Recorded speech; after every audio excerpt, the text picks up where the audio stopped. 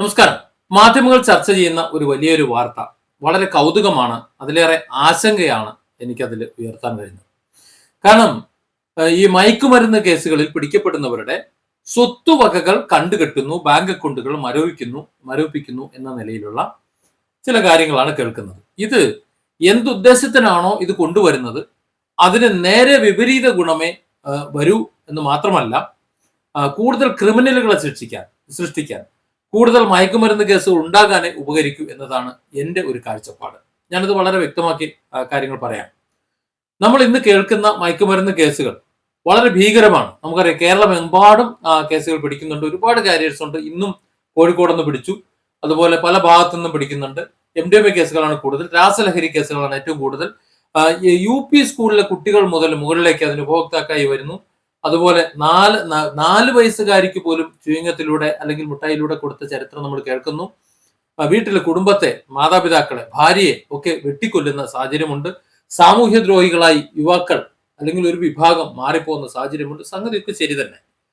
ഇത്തരത്തിൽ ഈ കാരിയേഴ്സിന്റെ അല്ലെങ്കിൽ മയക്കുമരുന്നുമായി പിടിക്കപ്പെടുന്നവരുടെ സ്ഥാപക ജംഗമ വസ്തുക്കളെല്ലാം മരവിപ്പിക്കുന്നു, അത് സർക്കാരിലേക്ക് കണ്ടുകെട്ടുന്നു എന്നത് ഏറ്റവും വലിയ ദുരന്തമായിരിക്കും കൊണ്ടുവരിക എന്നതാണ് എൻ്റെ ഒരു അഭിപ്രായം.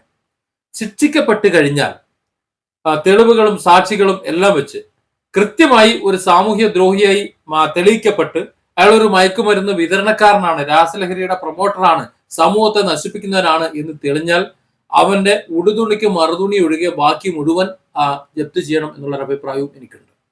അതിനു മുമ്പ് ചെയ്താൽ നമ്മുടെ ഇന്നത്തെ പോലീസിങ്ങും ഇന്നത്തെ മറ്റ് അന്വേഷണവും കാര്യങ്ങളും എല്ലാം വെച്ച് നോക്കിയാൽ നിരപരാധികളായ വലിയൊരു ശതമാനം പേർ അതിനുള്ളിൽ പെട്ടുപോകാൻ സാധ്യതയുണ്ട് എന്നുള്ള അഭിപ്രായം എനിക്കുണ്ട്. എന്നാൽ ചോദിക്കും, അതെങ്ങനെയാ പറ്റുകയെന്ന്. ഞാൻ മുന്നിൽ വെച്ച് തരാം ഒരു ഉദാഹരണത്തെ. 72 ദിവസം ജയിലിൽ കിടന്ന ഷീല സണ്ണി തന്നെയാണ് അതിന് ഏറ്റവും വലിയ ഉദാഹരണം. അവരുടെ ബാഗിൽ ഒരു പ്രത്യേക അറയിൽ അവർ കാണാതെ മയക്കുമരുന്ന് സ്റ്റാമ്പ് കൊണ്ടുവന്ന് ഒളിപ്പിച്ചു വെക്കുന്നു. അവരുടെ കുടുംബക്കാർ തന്നെയാണ് അത് കൊണ്ടുവന്ന് വെച്ചത്. പക്ഷെ കൃത്യമായി അത് എക്സൈസ് പിടിക്കുന്നു, അത് കേസ് ചാർജ് ചെയ്ത് 72 ദിവസം അവരെ ജയിലിൽ അടച്ചു. നിങ്ങൾ ആലോചിച്ച് നോക്കൂ, ഈ ബാഗിനകത്ത് വെച്ചത് വ്യാജ സ്റ്റാമ്പ് ആയതുകൊണ്ട് മാത്രമാണ് അവർ രക്ഷപ്പെട്ടത്. ഷീലാസണി നിരപരാധിയാണ്. അത്തരത്തിലൊരു സ്റ്റാമ്പുമായി അവർക്ക് യാതൊരു ബന്ധമില്ല. അവർക്ക് മയക്കുമരുന്ന് കച്ചവടമില്ല. അവർ അവരുടെ സ്ഥാപനവും അതുപോലെ അവരുടെ ജീവിതവും ഒക്കെ ആയി അവർ മുന്നോട്ട് പോകുന്നവരാ. അപ്പോൾ അവരുടെ ജീവിതം നശിപ്പിക്കാൻ വേണ്ടി ബന്ധുക്കൾ മനഃപൂർവ്വം അവരുടെ വാഹനത്തിൽ, അവരുടെ ബാഗിൽ ഈ സ്റ്റാമ്പ് കൊണ്ടുവന്ന് വെച്ചപ്പോൾ ആ സ്റ്റാമ്പ് ഒറിജിനൽ അല്ലാത്തത് കൊണ്ട്, അതായത് ഫേക്ക് ആയതുകൊണ്ട് മാത്രമാണ് അവർ രക്ഷപ്പെട്ടത്. ഇല്ലെങ്കിലോ ആരോ ചതിച്ച കേസിൽ നിരപരാധിയായ ഒരു സ്ത്രീ മയക്കുമരുന്ന് കേസിൽ ജയിലിൽ കിടന്നേനെ. അങ്ങനെ ഷീല സണ്ണി അങ്ങനെ ജയിലിൽ കിടക്കേണ്ട ഒരു സാഹചര്യം വന്നിരുന്നുവെങ്കിൽ അവരുടെ സ്വത്ത് വകകൾ, അവരുടെ സ്ഥാപക ജംഗമ വസ്തുക്കളെല്ലാം ജപ്തി ചെയ്തുകൊണ്ട് അവരെ തെരുവിലേക്ക് ഇട്ടുകൊണ്ട് ജയിലിലേക്ക് അടച്ചുകൊണ്ട് അവരെ എന്താ പറയാ മുച്ചൂട് നശിപ്പിക്കുന്നതിനോട് നിങ്ങൾ യോജിക്കുന്നുണ്ടോ? ഞാൻ യോജിക്കുന്നില്ല. അതായത് ഇത്തരത്തിലുള്ള ഒരുപാട് കേസുകളുണ്ട്. ഒരു ദിവസം ഞാനും ജയിലിൽ കിടന്നിട്ടുള്ളവനാണ്. ആ ഒരു ദിവസം കൊണ്ട് ഒത്തിരി കേസുകൾ ഞാൻ കണ്ടു. യുവാക്കൾ, ഞാൻ ഞെട്ടിപ്പോയൊരു കേസാ. ജയിലിൽ യുവാക്കളായിട്ടുള്ള ഒരു വലിയൊരു വിഭാഗം, വളരെ എന്താ പറയാ, നമ്മുടെ നാട് എവിടെ എത്തി എന്നുള്ളത് ആ ഒരു ദിവസം കൊണ്ട് തന്നെ എനിക്ക് മനസ്സിലായി. വളരെ മോശം സ്വഭാവമുള്ള, വളരെ മോശം ഇടപെടലുകൾ നടത്തുന്ന, ഒരുപക്ഷെ ജയിലിൽ പോലും ഒരു ഗ്യാങ് ഉണ്ടാക്കാൻ ശ്രമിക്കുന്ന വലിയൊരു കൂട്ടം ചെറുപ്പക്കാരെ ഞാൻ അവിടെ കണ്ടു. ഒരു ദിവസം കൊണ്ട് ഞാൻ കണ്ടു. എന്നാൽ അതിനിടയിൽ അറിയാതെ പെട്ടുപോയ ചിലരെയും കണ്ടു. അവർ മയക്കുമരുന്ന് ഉപയോഗിക്കുന്നില്ല, അവർ മയക്കുമരുന്ന് വിതരണം നടത്തുന്നില്ല, അവർ ആർക്കും കൊടുത്തിട്ടില്ല, ഉപയോഗിക്കുന്നത് കണ്ടിട്ടില്ല, ഒന്നും ചെയ്തിട്ടില്ല. ഇത്തരത്തിൽ മയക്കുമരുന്ന് വിതരണം നടത്തുന്ന ആൾക്കാർ ചിലർ അവരുടെ സുഹൃത്ത് ശൃംഖലയിൽ പെട്ടുപോയി. അവരുടെ യാത്രകളിൽ ഇവർ ഒരുമിച്ച് സഞ്ചരിച്ചു പോയി എന്നൊരൊറ്റ കാരണം കൊണ്ട് 4 മാസമായി ജയിലിൽ കിടക്കുന്നവരെ ഞാൻ അവിടെ കണ്ടു. നമുക്ക് ഒന്നും ചെയ്യാൻ കഴിയില്ല. കാരണം അവരുടെ സുഹൃത്തിന്റെ കയ്യിൽ നിന്ന് മയക്കുമരുന്ന് പിടിക്കുമ്പോൾ, ലഹരി പിടിക്കുമ്പോൾ, രാസലഹരി പിടിക്കുമ്പോൾ ഇദ്ദേഹത്തെ, ഈ പറയുന്ന വ്യക്തികളെ സാന്നിധ്യത്തിന്റെ കാര്യത്തിൽ ഉൾപ്പെടുത്തിക്കൊണ്ടാണ് ജയിലിൽ പിടിച്ചടച്ചിടുന്നത്. അവർക്ക് വിചാരണ വേളയിൽ ഒരു പക്ഷേ തെളിയിക്കാൻ കഴിയാതെ അവർ നിരപരാധിയാണെന്ന് കണ്ട് പുറത്തു വരുമായിരിക്കാം.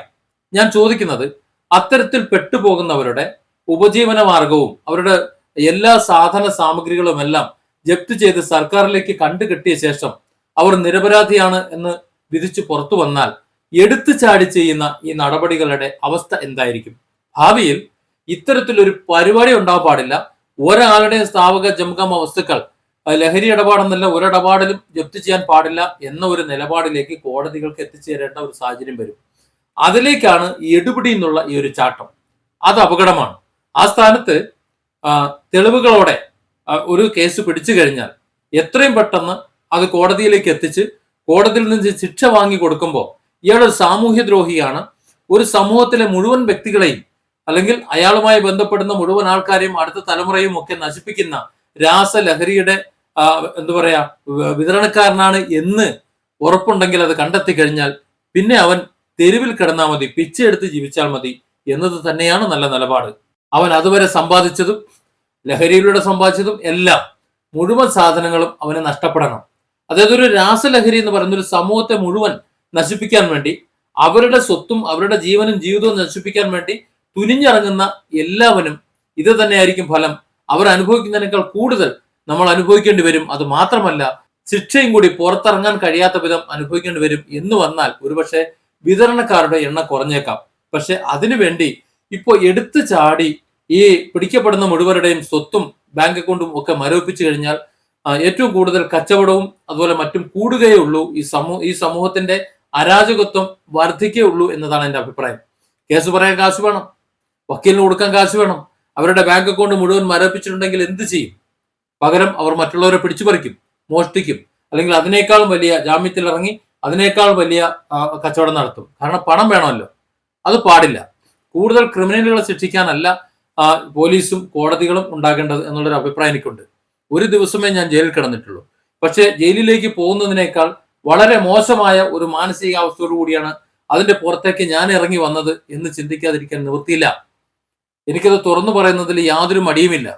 നമ്മളോട് പെരുമാറുന്ന പെരുമാറ്റം, പോലീസുകാർ പെരുമാറുന്ന പെരുമാറ്റം, ജയിലധികൃതർ പെരുമാറുന്ന പെരുമാറ്റം, അവിടുത്തെ അന്തരീക്ഷം, ഇതെല്ലാം ഒരു കുറ്റവാളിയെ ആ കുറ്റവാസനയിൽ നിന്ന് മോചിപ്പിച്ചിട്ടല്ല പുറത്തേക്ക് പറഞ്ഞു വിടുന്നത്. കൂടുതൽ ക്രിമിനൽ വാസനയുള്ള ഒരു മനുഷ്യനാക്കി കൂട്ടുകൂടിക്കൊണ്ട് സമൂഹത്തെ മുച്ചൂട് നശിപ്പിക്കാനുള്ള വൈരാഗ്യ ബുദ്ധിയുള്ള ഒരു വിഭാഗമാക്കി മാനസിക നില മാറ്റിയാണ് ഓരോ പോലീസ് സ്റ്റേഷനിൽ നിന്നും ഓരോ ജയിലിൽ നിന്നും ഓരോരുത്തർ പുറത്തു വരുന്നത് എന്ന് പറയാതിരിക്കാൻ നിവൃത്തിയില്ല.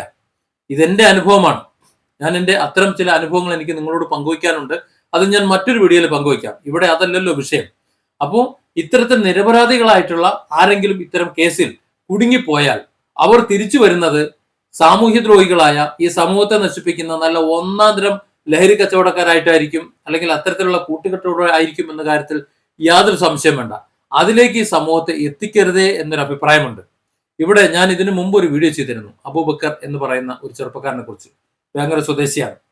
അദ്ദേഹത്തെ ഗൂഡല്ലൂരിൽ നിന്നാണ് പിടിക്കുന്നത്. ഗൂഡല്ലൂരിൽ നിന്ന് അദ്ദേഹത്തെ പിടിച്ചുകൊണ്ടുവന്ന്, അതായത് അദ്ദേഹത്തിന് കിട്ടാനുള്ള ഒരു പണം, അദ്ദേഹം ഈ കോറിയുമായി ബന്ധപ്പെട്ട് കുറച്ച് ഉപകരണങ്ങളൊക്കെ വാങ്ങാൻ പോയതാണ്. അത് വാങ്ങി തിരിച്ചു വരുന്ന സമയത്ത് ഗൂഡല്ലൂരിൽ നിന്നൊരു അദ്ദേഹത്തിന് കിട്ടാൻ കുറച്ച് പണമുണ്ട്. ആ റൂമിലേക്ക് ഒന്ന് കയറിപ്പോയ സമയത്ത് ഡാൻസ് ഓഫ് അംഗങ്ങളും മറ്റുള്ളവരും പിടിക്കുന്ന വീഡിയോ ഈ ചാനലിൽ ഞാൻ കൊടുത്തിരുന്നു. പക്ഷേ അവരുടെ റെക്കോർഡ്സിൽ ഗൂഡല്ലൂരിൽ നിന്ന് പിടിച്ചതോ വഴിക്ക് നിന്ന് എണ്ണയടിച്ചതോ അവിടെ നിന്നും പിടിച്ച് യാതൊരു രേഖയുമില്ല. തിരൂർ റൗണ്ട് പോർട്ടിൽ നിന്ന് പിടിച്ച് അവിടെ ഡിവൈഎസ്പി ഓഫീസിൽ സൂക്ഷിച്ച് അവിടെ നിന്ന് കേസും വിചാരണയുമായി ശിക്ഷയിലേക്ക് പോകുന്ന കാര്യങ്ങളാണ് പിന്നെ കണ്ടത്. അവിടെ വലിയ നാടകം കളിച്ചതായിട്ടുള്ള വാർത്തകളൊക്കെ പിന്നെ കിട്ടി. കുറ്റവാളിയായാലും അല്ലെങ്കിലും എന്തിനാണ് ഇത്തരത്തിലുള്ള നാടകങ്ങൾ കളിക്കുന്നത്? ഒരുപാട് നിരപരാധികളെ ടാർഗറ്റിന് വേണ്ടിയിട്ട് പെട്ടുകിടക്കുന്ന കഥകളും നമ്മൾ കേട്ടു ഇതിനു മുമ്പ്. ഇപ്പോ PV അൻവർ തൊടുത്തുപെട്ട ചില കേസുകളുമായി മുന്നോട്ട് പോയപ്പോൾ ചില ആംബുലൻസ് ഡ്രൈവർമാരടക്കം, താമരശ്ശേരി അടക്കമുള്ള ആ പ്രദേശത്തുള്ള ചില ആംബുലൻസ് ഡ്രൈവർമാരെ അടക്കം കേസിൽ പെടുത്തിയ ചില കഥകളും നമ്മൾ കേട്ടു. അതായത് മയക്കുമരുന്ന് കേസുകൾ നമ്മൾ കേൾക്കുമ്പോൾ പൂർണ്ണമായും കേസുകൾ ശരിയായ കേസുകളല്ല, അല്ലെങ്കിൽ യഥാർത്ഥ കണ്ണികളല്ല. യഥാർത്ഥ കണ്ണികളെ സംരക്ഷിച്ചുകൊണ്ട് ചില നിരപരാധികളും ഇതിൽ പെട്ടുപോകുന്നുണ്ട്. അത്തരത്തിൽ നിരപരാധികളായിട്ടുള്ളവരുടെ സ്വത്തുവകകൾ മരവിപ്പിച്ചുകൊണ്ട് അവരുടെ ജീവിതം നശിപ്പിച്ചുകൊണ്ട് അവരെ ജയിലിലേക്ക് തള്ളി വിട്ടുകഴിഞ്ഞാൽ തൂക്കിക്കൊല്ലൊന്നുമില്ലല്ലോ. പുറത്തിറങ്ങി കഴിഞ്ഞാൽ ഏറ്റവും വലിയ സാമൂഹ്യദ്രോഹിയായിരിക്കും അവർ എന്ന കാര്യത്തിൽ സംശയമില്ല. അങ്ങനെ ഒട്ടേറെ സാഹചര്യങ്ങളുണ്ട്. അതുകൊണ്ട് മയക്കുമരുന്ന് കേസിൽ പിടിക്കുന്ന, MDMA കേസിൽ പിടിക്കുന്ന ഏതൊരു വ്യക്തിയും കൃത്യമായ തെളിവോടുകൂടി മുഖം നോക്കാതെ നടപടിയെടുക്കാൻ കഴിയണം. ഇവിടെ വമ്പന്മാർ, പിടിപാടുള്ളവർ അവർ രക്ഷപ്പെടുന്നു. ഇപ്പോ എന്റെ ഒരു ഉദാഹരണം തന്നെ പറയാം. PC ജോർജ് എന്ന് പറഞ്ഞ ഒരു വ്യക്തി ജാമ്യമില്ലാ വകുപ്പിൽ അദ്ദേഹത്തെ അറസ്റ്റ് ചെയ്യുന്നു. അദ്ദേഹത്തിന് നേരെ ആശുപത്രിയിലേക്ക് മാറ്റുന്നു. PC ജോർജ് FIR ഇട്ടത് PC ജോർജ് അറിഞ്ഞു, അതുപോലെ മറ്റു കാര്യങ്ങളെല്ലാം പി സി ജോർജ് അറിഞ്ഞു. അദ്ദേഹത്തിന് ആശുപത്രി പോകാനുള്ള സൗകര്യങ്ങളെല്ലാം ഉണ്ടായി. അദ്ദേഹം ഒരു ദിവസം പോലും ജയിലിൽ കിടന്നില്ല.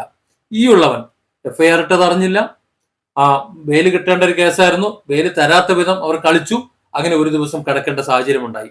ഇതാണ് കാശുള്ളവനും അധികാരമുള്ളവനും ഒരു നീതിയും മറ്റുള്ളവനും മറ്റൊരു നീതിയും ഉള്ള ഈ കാലത്ത് ഇത്തരത്തിൽ ഈ സ്വത്തുവകകളും മറ്റു കാര്യങ്ങളും മരവിപ്പിക്കുന്ന കാര്യത്തിൽ ഒരു നടപടി എടുക്കുമ്പോഴും നിരപരാധികളായിരിക്കും കൂടുതൽ കുടുങ്ങുക എന്ന് ഞാൻ ഭയപ്പെടുന്നു.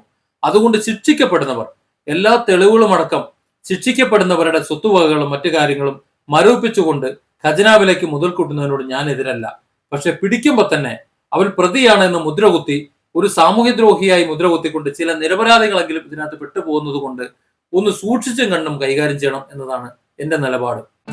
Different angles. Don't forget to subscribe and support this channel.